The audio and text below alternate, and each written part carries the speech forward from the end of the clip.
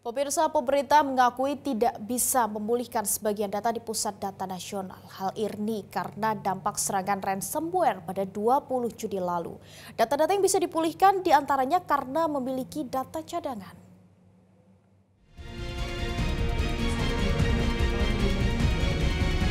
Pemerintah akan pasrah bahwa ada sebagian data dalam Pusat Data Nasional tidak bisa dipulihkan setelah diserang ransomware.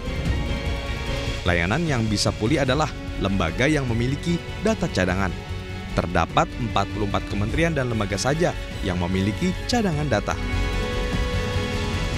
Pada Rabu kemarin, baru ada 5 layanan yang bisa dipulihkan, diantaranya keimigrasian, layanan event Kemenko Marves, dan pengadaan barang dan jasa elektronik.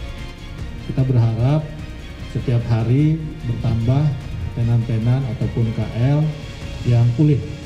Ya, sehingga kita berharap ya akhir bulan ini ya paling tidak 18-an begitu bisa recovery. Diperkirakan ada ratusan data pemerintah pusat dan daerah tidak bisa dikembalikan. Namun hingga kemarin pemerintah belum bisa menjelaskan mengapa ransomware bisa menginfeksi Pusat Data Nasional.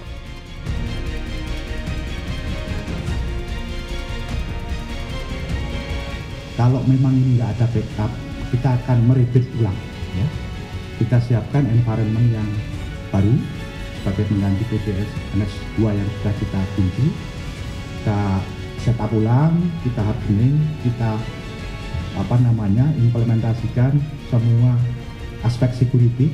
Banyak yang dapat asistensi dari BSSN ya, melalui prosedur yang membuat ini lebih aman. Baru nanti kita akan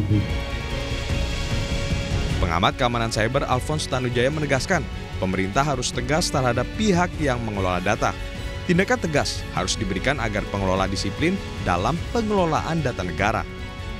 Seperti data center ini, buat SLA yang jelas, Service Level Agreement. Misalkan saya pakai Google Cloud atau Amazon, hak saya apa? Kalau down sejam, sanksinya apa? Down sehari dan 2 hari, kalau data bocor, sanksi hukumnya apa? Nah, kalau SLA-nya jelas, semua tantangan, kalau terjadi, kan yang menjalankan itu pasti berhati-hati gitu loh. Nah, kalau bisa berikan kesempatan yang sama, jangan antar lembaga, karena kalau antar lembaga pemerintah aja, kalau terjadi sesuatu kan akan ya udahlah, tolonglah maafkan antar lembaga. Jangan begitu, kita nggak akan bisa maju, kita profesional, jadi ada SLA yang jelas, kalau salah, hukumannya jalankan. Data BSSN tahun 2023 menyebutkan serangan cyber ke Indonesia terjadi jutaan kali dan banyak jutaan data bocor. Tim Liputan, Metro TV. Jelajahi cara baru mendapatkan informasi. Download Metro TV Extend sekarang.